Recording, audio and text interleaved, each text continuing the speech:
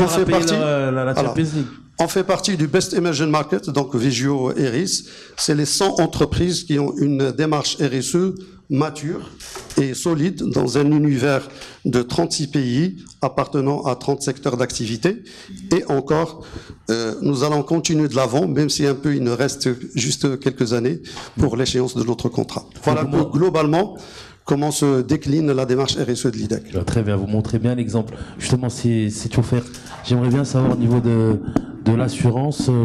Je sais que vous avez un gros programme. Vous êtes aussi drivé par une multinationale qui vous donne les best practices. Comment se déploie justement cette politique au sein de votre assurance? De l'assurance que vous dirigez, pardon. En tous les cas, avant de commencer, je voulais te remercier pour cette initiative d'avoir organisé cette table ronde. Ça nous permet d'échanger sur un sujet d'actualité. Et moi, assureur, ça me permet d'avoir plus d'ouverture sur mon écosystème. Donc, la Marocain Vie, c'est un assureur marocain ou c'est une filiale d'un groupe européen. Et je précise européen plus que multinational parce que je pense que Madame Assia l'a mentionné. L'Union européenne, c'est le plus avancé en termes de, je ne veux pas dire de réglementation, de régulation, mais au moins de guidelines. Et donc, ça veut dire le sujet RSE et critères ESG sont bien implémentés, bien avancés, notamment dans des pays comme la France, où il est très en avance sur ce sujet-là. Donc, en l'occurrence, sur le groupe Société Générale, il y a un vaste programme, on va dire, je ne vais pas faire toute l'histoire, mais qui a démarré il y a quelques années. Et de la part de notre gouvernance, quand on veut, Société Générale veut devenir, on va dire, RSE ou les critères ESG, ça s'impose à toutes ces filiales. Mais au-delà que ça s'impose, quand je dis ça s'impose, c'est pas au sens réglementation, parce que dans notre compréhension, au-delà de ça, il n'y a pas une vraie réglementation. Même au Maroc, ça veut dire, j'ai pas quelque chose qui me sanctionne au cas où qui m'oblige. Je n'ai plus de guidelines, il y a plus de guidelines. Mais c'est là où peut-être par la suite je vais revenir sur l'histoire de Co parce que l'approche Co c'est lié à une obligation, à une réglementation, alors que c'est plus un sujet d'opportunité. Donc pour un assureur et surtout pour la Marocain Vie, ça veut dire on a une approche et je vais éviter de me répéter, ça veut dire on a ce qu'on appelle une approche de RSE par design, on native. C'est ce qu'il a dit Madame Assia, Madame Fatima Zahra, ça veut dire elle est à tous les niveaux. Juste pour être très explicite, ce qu'on appelle nos RSE par design en natif, ça veut dire premièrement, ça concerne tous les collaborateurs. Ça concerne pas une entité aux directions RSE, au développement durable.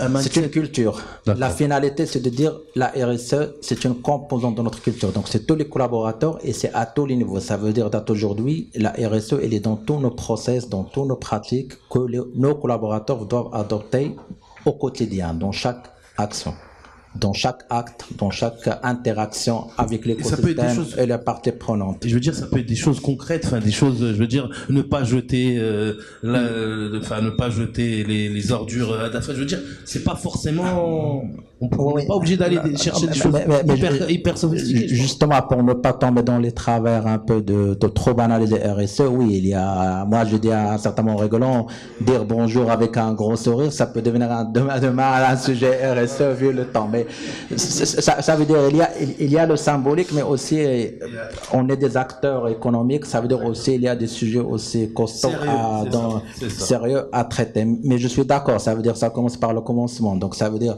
et là j'arrive. Par exemple, date aujourd'hui, nous autant qu'assureur, ça veut dire ça fait partie de notre stratégie. D'ailleurs, c'est pas qu'un axe stratégique, c'est un axe stratégique qui est transverse. Ça veut dire il l'enveloppe et il est intégré dans tous les autres axes stratégiques. Donc, c'est pas un axe à part entière, mais c'est une sorte de couverture ou de overlap des autres axes stratégiques. Et comment on le décline? On le décline sur trois rôles. Il y a le rôle employeur responsable. Donc, je pense mes collègues en parlaient. Employeur responsable, bien évidemment, quand on parle d'employeur responsable, on pense en premier lieu aux collaborateurs. Donc, date aujourd'hui, c'est que l'idée, c'est vis-à-vis de nos collaborateurs, il y a cette mission et cette responsabilité de leur proposer un cadre attractif qui permet de l'innovation et où ils se retrouvent Et ça veut dire un cadre où, date aujourd'hui, il y a la qualité de vie qui est là. Donc c'est important, l'équilibre vie privée, vie professionnelle, même si c'est quelque chose qu'on entend trop, mais c'est un vrai sujet. Mais au-delà de ça, ça veut dire, date aujourd'hui, nous, autant qu'employeurs responsables, on s'intéresse beaucoup à l'employabilité de nos collaborateurs. L'employabilité de nos collaborateurs, ça veut dire on fait de sorte que on a les bonnes formations et les bonnes formations continues, c'est un peu dans votre label, de permettre à nos collaborateurs de rester à jour, surtout dans cet environnement d'évolution technologique. Donc l'axe formation très important, mais aussi au-delà de ça, on a une stratégie de mobilité, une politique de mobilité où nos collaborateurs, ils n'intéressent pas un Marocain vie pour rester 10 ans, 15 ans, 20 ans.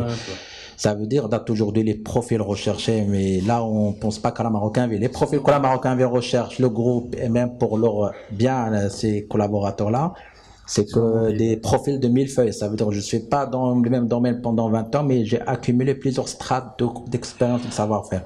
Donc, c'est du sujet pour nous qu'on prend à cœur, sur lequel on travaille avec des indicateurs, avec un pilotage au niveau même de comité nomination rémunération qui est une émanation du conseil d'administration. Je vois la parenthèse tout à l'heure, je dis c'est pas très réglementé, mais on commence à trouver dans la réglementation marocaine, par exemple dans la gouvernance, on voit qu'on a introduit la notion de comité nomination rémunération qui s'occupe de certains sujets. Ça c'est peut-être pas obligatoire, c'est pas réglementaire.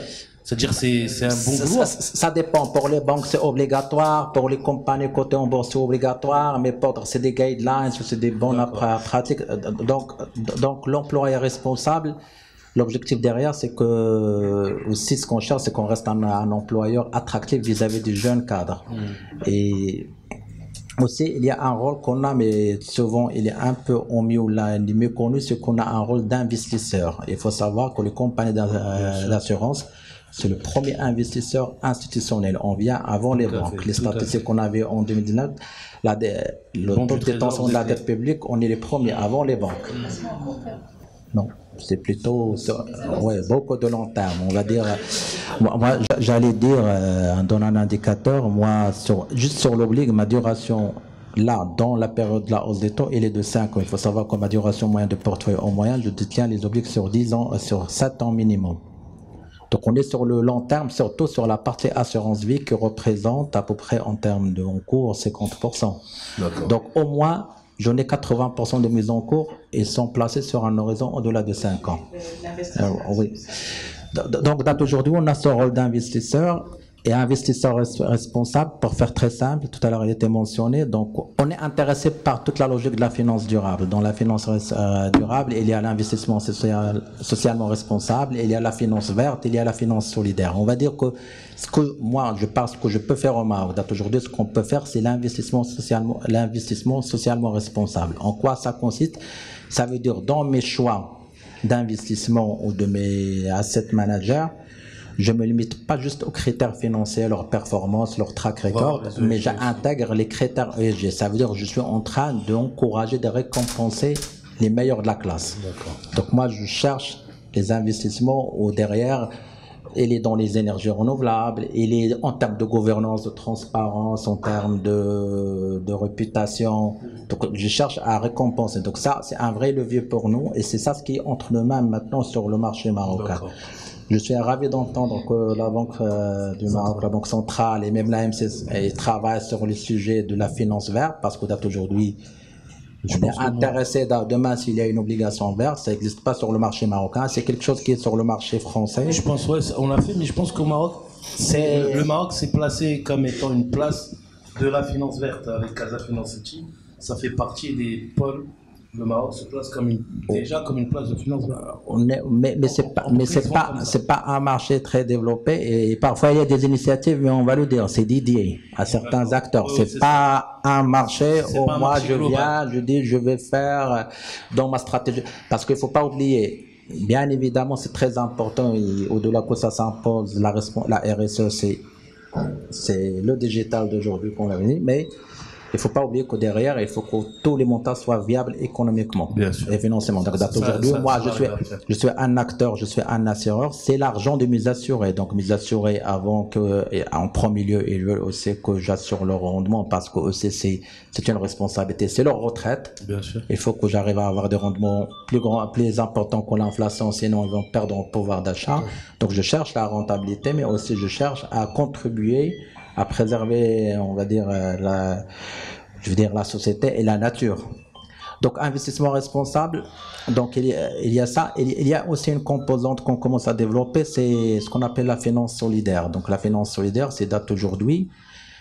Notre société mère, elle a beaucoup développé ce produit-là. On est en train de l'importer au Maroc. Ce que date aujourd'hui, on donne la possibilité à nos clients, à nos assurés, de participer dans cette finance solidaire. À travers quoi? J'ai un produit d'assurance, un produit d'épargne, et que derrière, elle peut attribuer une partie de son rendement à des causes de finances durables. Donc, date aujourd'hui, ça c'est intéressant. C'est parmi les sujets qu'on est en train de travailler au Maroc.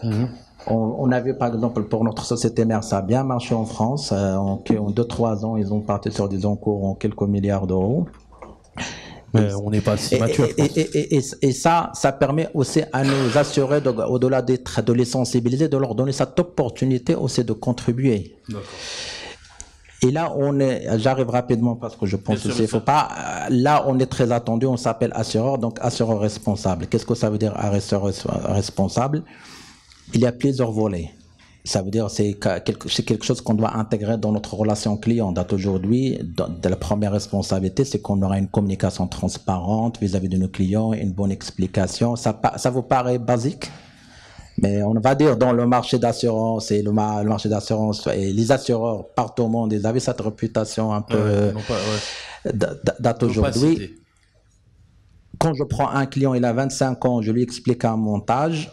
Pour lui dire à 60 ans, vous allez avoir ça. Il faut savoir qu'on a bien expliqué tous les risques, qu'on ne le fait pas exposer pour notre intérêt à des risques de perte. Donc, date aujourd'hui, la relation client, l'explication, la transparence, la communication, le conseil, c'est important. Ça, c'est au quotidien. Par exemple, moi, mon équipe commerciale, date aujourd'hui, il a l'obligation d'avoir ce comportement, cette transparence, de ne pas juste vouloir vendre. Vendre uniquement. Ça veut dire, date aujourd'hui, c'est là où il faut faire attention. C'est dans la gouvernance, il ne faut pas aussi mettre beaucoup de pression sur les équipes, au-delà de leur capacité à faire. Sinon, on est en train de les pousser à faire, on va dire, à déroger, je ne vais pas dire faire des bêtises, mais à ne pas respecter aussi les standards. C'est ça. Mais aussi, ça se joue beaucoup au niveau de la création de produits. Date aujourd'hui, je citais tout à l'heure l'épargne, mais il y en a plusieurs produits. De plus en plus, on est en train de lancer des produits qui contribuent dans l'inclusion financière. Vous savez qu'il y a une stratégie nationale de l'inclusion financière. Elle est portée par les banquiers, mais aussi par les assureurs. Date aujourd'hui, il faut intégrer dans l'écosystème le maximum de la population. Donc, il faut penser à des couvertures d'assurance accessibles à la population aux faibles revenus. Et je donne même aussi un exemple anecdotique, c'est le lancement de l'assurance islamique Takafoul. C'est un élément d'inclusion financière parce qu'il faut savoir, il ne faut pas l'occulter, il y a 15 à 20% de la population marocaine qui refuse d'intégrer le système financier pour leurs convictions religieuses. Donc ça a commencé avec les banques participatives. Il fallait le compléter par l'assurance et on le voit, ça veut dire sur les premiers lancements de produits, il y avait de la clientèle. Donc ça veut dire il y avait des clients qui, dès qu'ils ont entendu qu'il y a les produits, ils étaient en train de toquer à la porte et ils sans patience. C'est certain. Il y a aussi travailler beaucoup, mais je ne vais pas entrer dans le technique, ça veut dire qu'il faut travailler sur les exclusions. Dans l'assurance, il y a la notion de couverture, mais il y a des exclusions. Mais parfois, ces exclusions ne sont pas très bien connues par les clients ou parfois sont un peu trop protectrices. Donc, maintenant, de plus en plus, on travaille sur rendre plus accessible et plus couvrant. Et grâce à tout ça, je pense que vous avez décroché certains prix ou certaines récompenses, je pense, non? Dernièrement, un prix de l'innovation ou des choses comme ça. Trophée d'assurance. Voilà, oui, on a décroché, on est fiers et on est content d'avoir ce trophée RSE qui vient récompenser nos efforts, mais être très transparent, ça veut dire aujourd'hui, moi je pensais au-delà des trophées, c'est que décrocher des opportunités de business, et j'arrive à votre question tout à l'heure pour dire combien ça coûte. Honnêtement, on n'a pas une approche co. Et l'approche co, c'est comme on dit derrière, il y a une obligation et il y a de la conformité à faire. Moi, plutôt, c'est une approche opportunité business, ou même passer d'une démarche RSE à une démarche impact positif sur la société. Et aujourd'hui, il y a beaucoup d'opportunités. Je donne juste l'exemple. Maintenant, il y a beaucoup de business qui ont émergé, des PME liées à cette problématique de RSE. Donc, aujourd'hui, consommer bio, je sais pas, recyclable. Il y a maintenant, aujourd'hui, c'est la marque de fabrique, c'est que je suis RSE et il y a du business derrière. Et aujourd'hui, nous, avec nos clients, on travaille avec des multinationales. Demain, quand j'entends l'idée qu'il est dans cette démarche-là, elle sera plus à l'aise à travailler avec un acteur très avancé dans ce sujet-là, parce que dans le choix, dans l'appel d'offres et dans le choix, il doit et la logique partenaire, il doit cocher qu'il travaille avec un partenaire RSE.